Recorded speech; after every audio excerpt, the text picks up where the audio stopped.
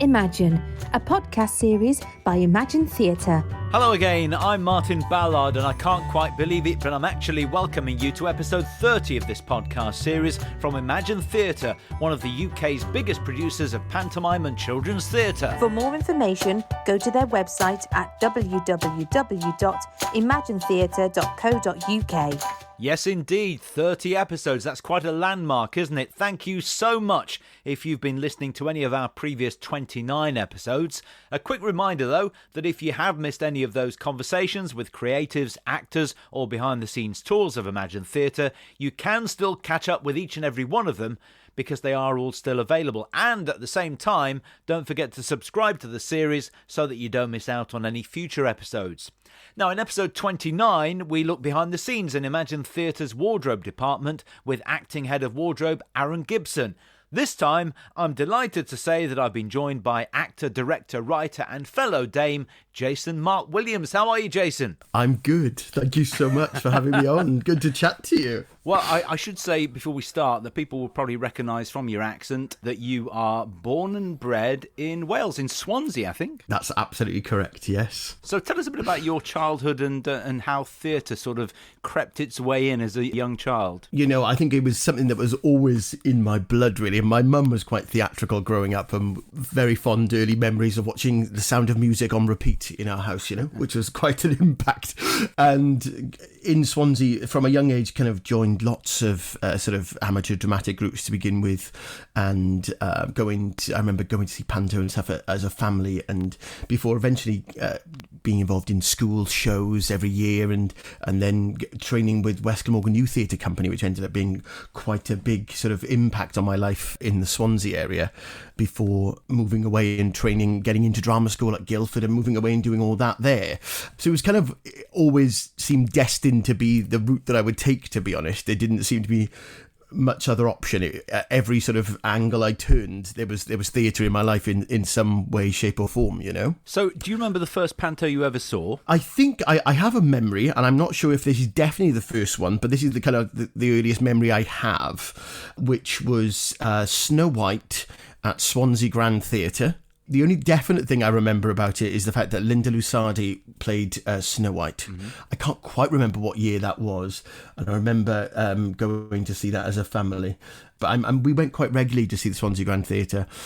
But that is kind of the earliest definite one, I think, and I remember that for definite. And do you remember going to see Panto as a child? What sort of impact it had on you? Were you one of those kids who threw themselves into it, maybe even went up for a song sheet? Or were you one of those kids that just sat there in awe of the whole thing with your mouth wide open, just taking it in? I think I was always the person that really wanted to be chosen for the song sheet, but was never actually chosen ever, Martin, which is really, really sad. But hey, you know, these things happen. But I think I was destined, sitting there constantly just amazed by the spectacle of it all, really.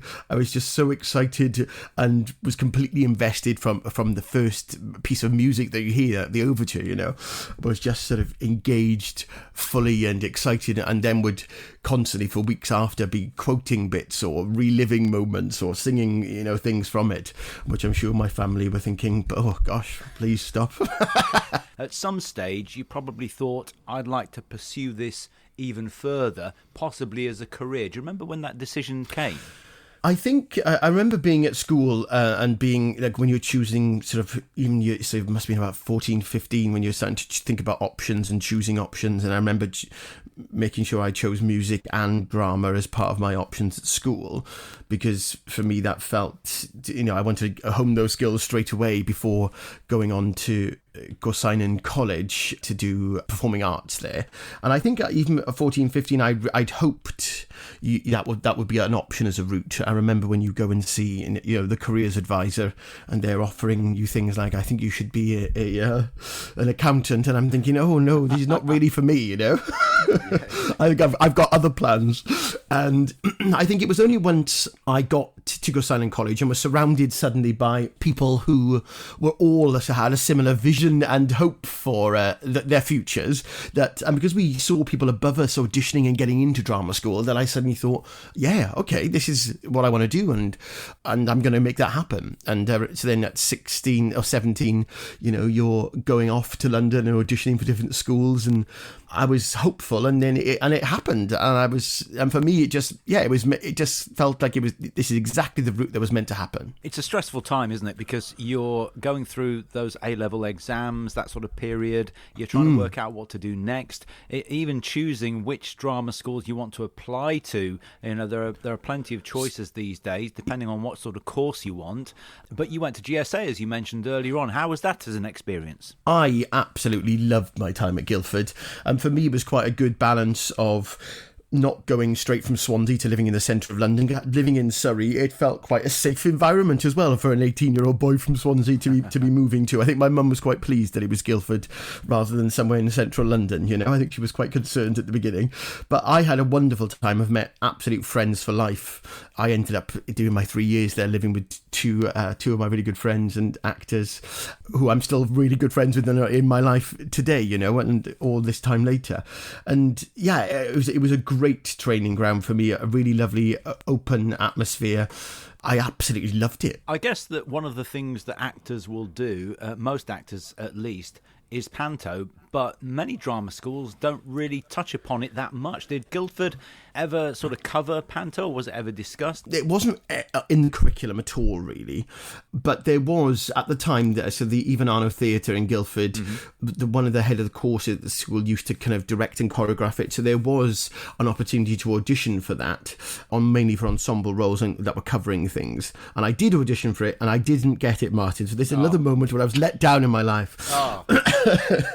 But so I remember that. I remember going for it, but there was no real cover of it within curriculum or even how to prep for it, really, which I think was a bit of a missed opportunity there. Yeah, it is really interesting because, in many ways, panto is so different to many other forms of theatre in that it brings together so many different disciplines, doesn't it? Whether it be dancers, musicians, actors, or even TV personalities, sports stars, whatever. And it is slightly different. And, it's a question of overplaying generally. A lot of stuff that you may be taught at drama school, you have to chuck out the window when you do panto, don't you? Completely. And it's amazing how you meet people. I've been very fortunate to work with lots of brilliant people in the pantos and things I've done over the years. And some people, I think, with panto just get it, just understand the art form. Like, it's almost like something that's in their soul to begin with. They understand the actual sort of the energy that's required for it. But there's also at the core of it, there is still a truth. I think in the best ways anyway, it still underlies, with truth, but has this huge energy and sort of fun attached to it. But some people can't quite get the balance of that. Sometimes it becomes so untruthful, or there's not quite the energy. It's exhausting, as you know, Martin. Yeah. I think the key word for me is discipline, because to an audience it can very often look like a free-for-all, but it can't be a free-for-all. There's some characters that have to be, very much story-based characters that can't step out of that, step down the apron, if you like the dame or the comic or the baddie can. So that's where the truth comes, isn't it? From those story-based characters. Absolutely. And it's such a privilege, when you're part of that story, to feel that you can, be a character that pushes on the story, but then also to be able to step out and engage with an audience and see genuine reactions and enjoyment and get them on your side. I always feel that the best, whenever, if you as a dame or as a comic can get the audience on your side straight away at the beginning of it, they'll stick with you for the rest of the journey. And if you get that wrong, sometimes that can be an exhausting 2 hours, Can you actually believe it's something like 14 years since you graduated now? Because it's been a real roller coaster ride. I mean, obviously the low was probably, during the COVID lockdown period. But apart from that, you've simply not stopped working, and you've done such a variety of things, haven't you? Yeah, and I've been very fortunate in that way, I think. And that's also been part of, you want to make sure that, I decided a long time ago that, being an actor is quite hard work, isn't it? But around the edges of that, you have to be happy all the time. I talk about this quite a lot. And early on, I was thinking, because there's nothing worse than sitting at home waiting for your agent to call, or you're going, I did a great job there, and then that ended, and I've had 6 months without doing anything. And so I decided that I wanted to be happy, I suppose, as much as I could. And so I started branching out as far as, what does the brand of Jason Marc-Williams offer and do, and that's kind of when I moved into sort of the creative side and teaching and all of that, and directing, so that almost give more arms to the brand. So I was able to keep busy, I suppose. We'll talk about the teaching in a moment's time, but in terms of the direction, again, you've been able to direct lots of different things. This coming Christmas, you're also going to be dame and director in a way, which is another challenge, isn't it? Oh, I'm so excited about that, and almost nervous as well, because obviously it's a new step forward. And having had that, when you have that director's brain anyway, you're often, even when you're working with other people, are offering or suggesting and working with other directors there, and because your brain doesn't stop working like that, even if you aren't actually that role at times, So I think I'm excited about it, but it is, and obviously that co-directing thing is really exciting because there's going to be somebody else in the room to call me out on things as well, if in my piece. When I'm doing things, I'm going, because you sometimes need an outside eye, don't you? Absolutely. I think that's really important, actually, in Panto. There are some directors who are exceptionally good at that, doing both roles. But even then, they may ask somebody else, particularly at tech and so on, where you need an extra pair of eyes from the auditorium, for instance. That's invaluable, isn't it? Absolutely. And I've done that a few times for some directors I've worked for in the past who have gone, just to have a look at this for a minute. What is that? Does that work? And that's when that team effort comes in, isn't it? I think that's the best working environment, where you have a group of people who are all aiming for the same outcome, and they kind of all look out for each other, and because at the core of it, want the best possible show that can be achieved. Now, we talked about the teaching. You're currently head of acting at Emil Dale Academy, which is another challenge. I mean, it all keeps you very busy, doesn't it? Absolutely. I love my time at Emil Dale Academy, and it's something that, again, was never really part of the plan, Martin. It was never part of the plan. I was on tour with a play in 2017, which unfortunately went into liquidation overnight, and so I lost my job as an actor, and I was like, oh gosh, what am I going to do, and I'd planned that I was going to be on tour for 8 months, going straight into Panto, and so I applied for a part-time acting job teaching at Emil Dale Academy. Went there for 3 months, and I thought, I quite like this. Went away to do Panto, came back, and then the opportunity came up to apply for the head of acting, and I thought, I have to go for this. I have to go for it. And I did, and I got it. And in the first few weeks, I was helping co-write the degree program, which we are now is really in a really successful place. We're in our third graduating year from that degree program this year, and they're doing really well. But that keeps me so busy. But it's great challenges, because when you're working with other people and trying to get other people to be, better and to hone their crafts, you're also constantly checking in on your own, and you're going, I've told somebody else to think about this, but I hadn't quite thought about that myself. And now you while teaching others, you're gaining those the skills and detail yourself as well. Teaching manifests itself in so many different ways, doesn't it? It could be a one-to-one coaching session, it could be a lecture, it could be directing the actual performances, which you do all of those things, and it's really rewarding, isn't it, to see young performers develop? I can't tell you how much joy I get out of seeing my students succeed, especially some who come to us at the beginning of their degree program who potentially hadn't quite thought that acting may be their forte by the time they leave. And the journey that some of our performers go on is so exciting. And when I see them find the passion and excitement for the art form of theatre, in general, but in specific ways, whether that be musical theatre or straight acting or in pantomime, when they find that passion, the joy that brings me as a teacher and a director it makes me so emotional at times, because I'm so proud of them. 3 years of graduates now, when you see them go on to get agents and find work, that's really fulfilling, isn't it? Absolutely, it is, and I'm really excited to continue to offer our students opportunities. I know Imagine are coming to audition some of our students this year, which I'm really excited about, and they've been really supportive. They've been to see the showcase we had this year at the Shore Theatre. And so it's just, if we can use our skills and our experience to help others as well, I think that's really, really important. That would be really weird in a way, though, wouldn't it? To have some of your students on stage with you. I think I'm excited about that. I think I'm excited about that, Martin. I think current students, I think being with me might be a slight odd one. But as far as graduates go, for me, once they're past that finish line, they then enter a realm of friendship and all that, don't they? So I'm excited about going. Yeah, look, I'm proud of them. So I'm going. Look what they can do. So we spoke before we started the recording of this podcast about how fortunate it was in so many ways. Disappointing, of course, for audiences in Wales and Scotland that the Imagine Pantos and other Pantos closed on Christmas Eve, but fortunate for other shows in England, because we spoke to Eric Potts. He actually came over and covered me in Leicester, and you, having played baddie in Wales, then hot-footed it over to Leamington Spa to be Dame there. I mean, it was an incredible Christmas, wasn't it? It was an absolutely bonkers Christmas season. For the first time in sort of 8 years, I wasn't playing Dame at Christmas, and I was excited by that, So I thought doing something different. I was playing Abernaza at Venue Cymru, and I was so excited about it.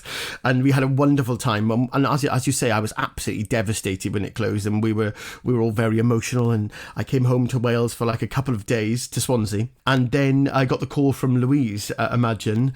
Would I be able to get on a train to Leamington Spa? And I thought, well, I've just got to do this to play Dame. And I thought, gosh, okay. And my mum thought I was bonkers. She thought, gosh, don't you want to have a couple of days off? I said, no, I've got to do this. I've got to do it. I'm excited. And they sent me videos and scripts, and I was kind of watching things here and on the train journey. I mean, there was actually like a landslide halfway there. You couldn't write this, Martin. I was on the train heading to Leamington Spa. There was a landslide and it had to be delayed. I had to go elsewhere. Trying to get to Leamington was an adventure in itself.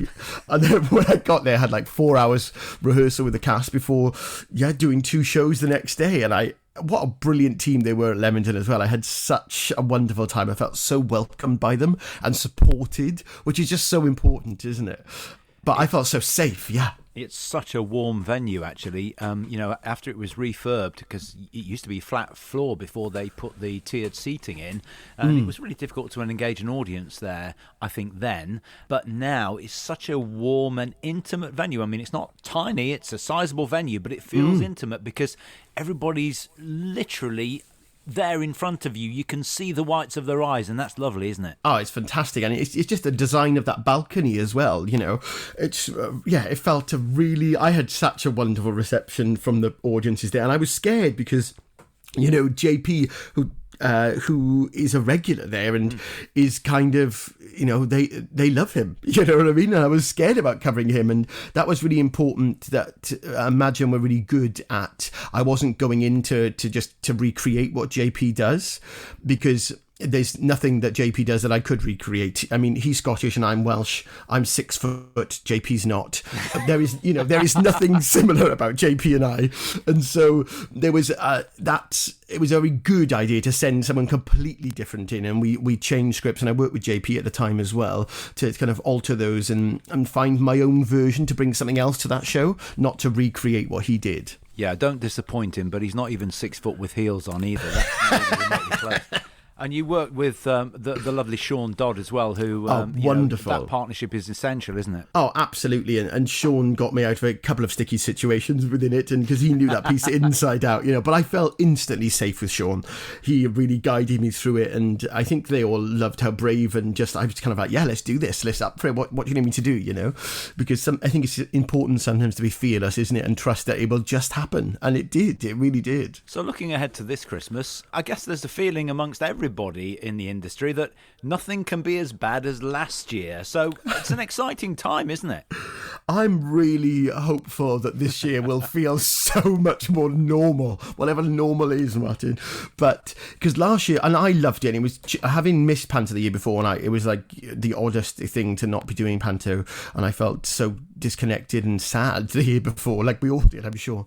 But last year I was so pleased to be getting back into the theatre and doing that, but the rehearsals and everything at times was quite cold because you with limited interaction with certain people, and you had to try and not go out in between things, and the constant getting up and doing the tests and all of that, which you did it, and it was part of the world because you wanted to make it happen, but it wasn't ideal for what we know and love of a Panto world. We had never met before. I knew who you were because of the Imagine Grapevine and social media and the website and so on, but we'd never met before until the Panto Awards, and I have to say, what a joy it was to see so many people from the industry coming together again. And let's talk about your performance as well, because you were one of the invited performers who took part in the evening, and it looked like you had a ball. It was absolutely wonderful. I was so chuffed to be invited to be part of that. And I was part of the group that was celebrating the swings and understudies of last year's season. So there was five originally who were supposed to do this performance. We were doing a bit of a spoof to I Need a Hero. And all of us were people from different pantomime companies who had stepped into other venues to take over and keep the Panto season going, which was fantastic in its own right. We were all just sent this song with lyrics. We'd never met each other, and we're like, arriving on the day to have a rehearsal, and it really made me laugh because en route to the venue for rehearsal, we had an email to say you couldn't write this, but one of you has gone down with COVID, so they cannot be there. So we were just like, okay, so it literally, I'm like, here's the new lyrics to be split between you. So we're then trying to learn more. And we got there, and we were working sort of with Chris Jarvis, actually. Chris, nobody had told Chris that, in fact, none of us had actually met. So when we arrived, we had literally just said hello to each other, and then we're on stage trying to just rehearse this piece that we'd never rehearsed before. And he was like, oh, and then suddenly he realized, like, oh, you've never actually met, or we've never even sung it out loud together. But actually, we had a couple of hours rehearsal, and what a brilliant piece, and what a lovely, lovely evening to be involved in. And the reaction from everybody was everyone just so thankful that we could be out there celebrating the art form and just be back together. It was such a wonderful atmosphere. It was, and I think the thing that anybody who's not involved in the industry might be surprised to hear, that there is no real bitter rivalry between various companies and productions. It's one big Panto family. We all love what we do, and we enjoy working with different people every year, different companies perhaps. It's just a real family, isn't it? It really is. And because, as we say, there's so many different ways of doing Panto as well. I know that at the core there's lots of similarities, but different companies have different approaches and different views on that, which I think is all so valid, isn't it? And for different audiences throughout the UK, different people expect almost different traditions or different things from Pantos as well. And there's room for everybody. People will grow and change, and companies take over different venues at different points. But yeah, that experience of working with so many different fantastic human beings is just, I love it. I've met some awesome people. We talked about the first pantos you saw as a child. Can you remember the first professional panto you performed in? Yes, I can. It was in Grantham in 2010, and that was for Polka Dot Productions, actually.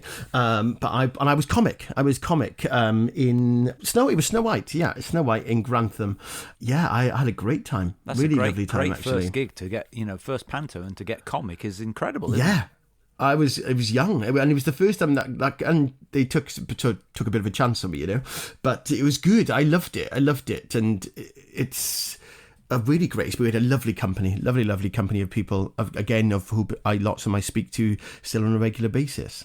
And what's your favourite panto? I mean, this can be for any number of reasons. It could be because you got childhood memories. It could be because your favourite character to play is in that panto. For whatever reason, what's your favourite? It's a tough one, this, because I think at the core of it, lots of people may say like Cinderella stuff. I've done Cinderella a couple of times, and I really enjoy that.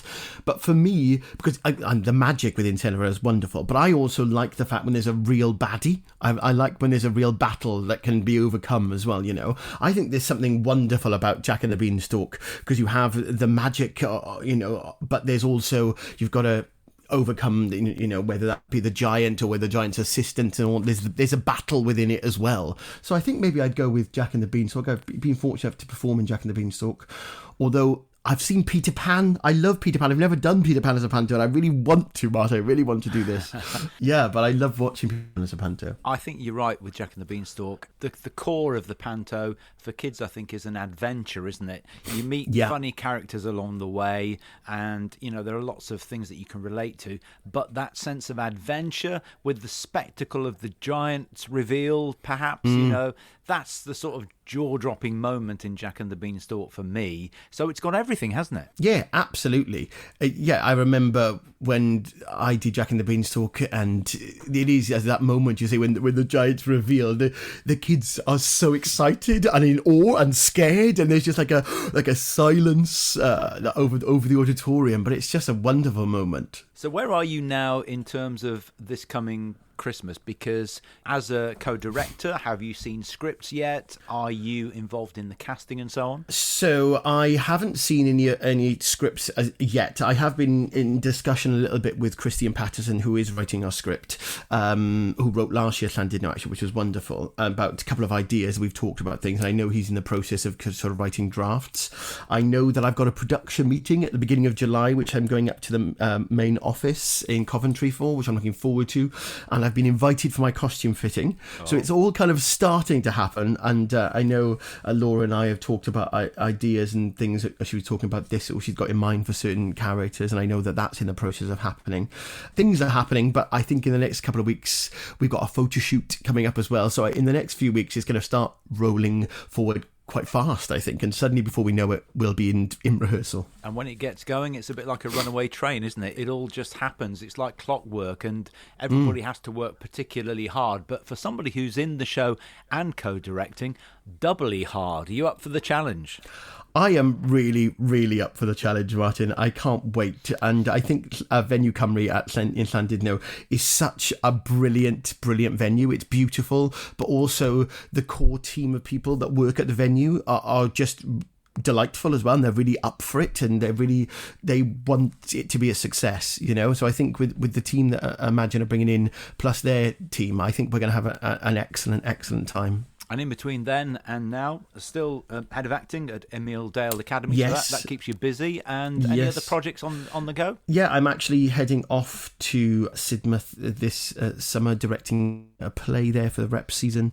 And I'll be back in Wales co-directing for the youth theatre, the Westmoreland Youth Theatre Company, that which I went to myself as a child and do lots of directing for now. So I'm excited about that. A bit of a holiday, I'm hopeful.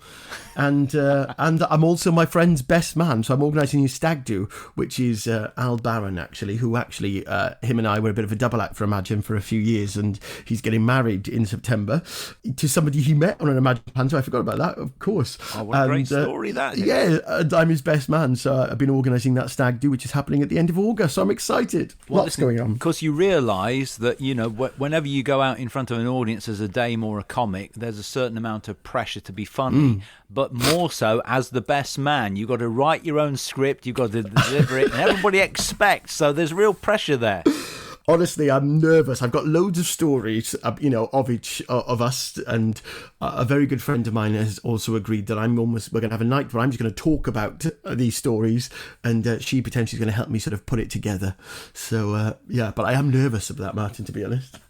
Are these including on-stage stories, those sort of, when things go wrong? Oh, yes. I'm hopeful. I've got some very funny ones with Al and I. Everybody loves those as well. And who knows, maybe you could, there are lots of wedding speeches on YouTube and elsewhere of people who have put the speech to song. Well, Martin, that might be a step too far. I'm not going to lie. I don't think I could achieve that. I'm nervous. Come on. I think I've seen it. Maybe 6 dancers, maybe. Go for it. Absolutely. Yes. I just hire a quick set. Just get a set put in. Yeah, it'd be fine. Well, listen, it's been absolutely great catching up with you. It was lovely to meet you for the first time in London for the Panto Awards, but great to catch up as well. We're all really excited about this Christmas. I hope it's a really successful one for you again in Wales. And Thank you so much for talking to us. pleasure. Absolutely wonderful. Thank you so much, Martin. And I'm afraid time's just about run out on episode 30, but don't forget to subscribe to the series to make sure you catch up with any episodes you've missed so far, and also to make sure you don't miss any future episodes. And while we're on the subject of future episodes, don't forget to join me next time when I'll be talking to musical director and arranger Steve Power. That's coming up on the next episode of Just Imagine. Thank you for listening to the latest edition of Just Imagine, the podcast series from Imagine Theatre. And you can find out more by going to www.imaginetheatre.co.uk.